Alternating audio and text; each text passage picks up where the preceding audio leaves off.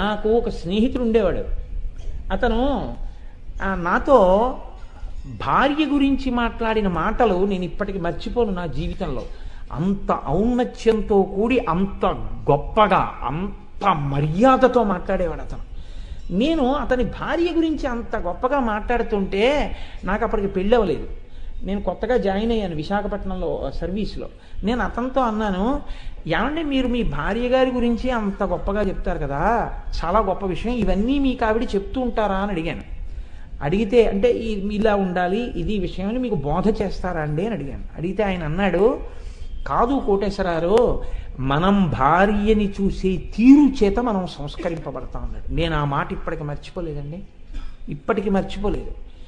నా భార్య నేను చెప్పినట్టు వినాలి, అదెవరు లెక్కడగడానికి అనుకుంటే మీకు ఆవిడ ఏ రకంగానూ మిమ్మల్ని ఉద్ధరించగలిగిన వ్యక్తి కాదు. నా జీవిత భాగస్వామి, భగవంతుడు నాకు అనుగ్రహించినటువంటి ధర్మస్వరూపం. నేను చేసే ప్రతి రూపాయ ఖర్చు కూడా ఈవిడికి చెప్తే చాలు ఈశ్వరుడికి చెప్పినట్టే అనుకుని అడిగినా అడగకపోయినా, నాకు ఈ నెల 12,000 జీతం వచ్చిందో, ఇదిగో నా పే స్లిప్, నాకు ఇంత ఇన్కమ్ ట్యాక్స్ పోయింది, ఇంత ఫెస్టివల్ అడ్వాన్స్ పోయింది, 12,000లో ఏమో నేను 200 పర్సులో పెట్టుకుంటున్నాను, పెట్రోల్ కొట్టించుకుంటున్నాను, ఏమో ఇవాళ పెళ్లి కార్డు ఎవరో పట్టుకొచ్చి ఇచ్చారు, ఆఫీసులో 50 రూపాయలు వేసాను, 150 ఉన్నాయి, ఎందుకు చెప్పడం? అంటే భార్యకి తొత్తైపోయి కాదు, భార్యని ధర్మస్వరూపంగా భావన చేసి చెప్పడం అలవాటు చేసుకున్నానయ్యా. మా ఆవిడ అడగలేదు నాకు లెక్క చెప్పమని. ఇలా చెప్తుంటే దీనివల్ల నా జీవితంలో ఏర్పడిన మర్యాద ఏమిటో తెలుసా? ఎప్పుడైనా తప్పు పనికి దేనికైనా 1 రూపాయి ఖర్చు పెట్టాలంటే నేను నిజాయితీగా నా భార్యకి లెక్క ఎలా చెప్తాను అన్నది నన్ను ధర్మపథం నుంచి వైక్లభ్యం పొందకుండా కాపాడిందయ్యా అన్నాడు. ఏది భావన చూడండి, నిజంగా యద్భావం తద్భవతి. ఇంత గొప్పగా మీ భార్య యందు ఆ భావన మీకు ఎలా నిలబడుతుందని అడిగాను నేను. ఎప్పుడు అంత గౌరవంగా ఎలా చూడగలను అంటే ఆయన అన్నాడు, ఒక్కటే మాట చెప్పాడు, ఈశ్వరుడు నాకు ప్రసాదించిన జీవితాంత నిచ్చెలి, ఇదే నా భావన భార్య యందన్నాడు. ఎంత పరమ పవిత్రమైన మాట అండి.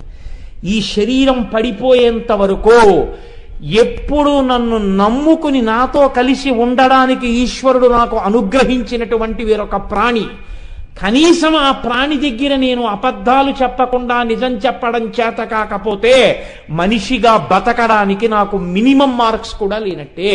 అందుకే నా భార్య దగ్గర కనీసంలో కనీసం ఈశ్వరుడిచ్చిన నిచ్చెలిగా, స్నేహితురాలిగా ఆమెతో నేను అబద్ధాలు ఎన్నడూ చెప్పను. ఇది నా ప్రతిజ్ఞ. ఇప్పుడు మీరు చూడండి, ఈశ్వరుడిచ్చిన అన్న భావన కలగగానే ఆయన జీవితం మారిపోయింది. ఇప్పుడు ఆయన భార్యతో లేడా? ఉన్నాడు, వేరొకడు ఉంటాడు. ఈ భావన ఉండదు. ఏమండి నిన్న 500 పెట్టుకున్నారు, ఇవాళ 50 రూపాయలే ఉన్నాయేమి అని పొరపాటున అడిగింది అనుకోండి ఆవిడ. ఎందుకో ఇంతమంది స్నేహితులు ఉన్నారు, ఇంట్లో ఇంతమంది ఉన్నారని ఉండదు. నోటికొచ్చినట్టు వదరుతాడు ఒక్కొక్కడు. భగవంతుడిచ్చినటువంటి ధర్మస్వరూపం, నీ ధర్మార్థ కామమోక్షములకు క్షేత్రం ఆవిడ. మహాతల్లి నీ వంశాన్ని పెంచింది. నువ్వు తింటున్న అన్నం ఆవిడ చేత్తో పెడుతోంది. వాకాటి పాండురంగారావు గారు అంటారు, he who says thanks to his mother and wife is the biggest pool in this world అన్నాడు ఆయన. ఎవడు భార్యకి అమ్మకి థ్యాంక్స్ చెప్పాడో వాడికన్నా మూర్ఖుడి లోకంలో లేడు. ఎన్ని మాటలు థ్యాంక్స్ చెప్తే నీ భార్యకి నువ్వు కృతజ్ఞత చెప్పగలవు, ఎన్ని మాటలు థ్యాంక్స్ చెప్తే అమ్మకి థ్యాంక్స్ చెప్పగలవు, వాళ్ళిద్దరికీ నువ్వు థ్యాంక్స్ చెప్పలేవు. నీకు ఆ మర్యాద కలిగితే నీ జీవితం మారింది.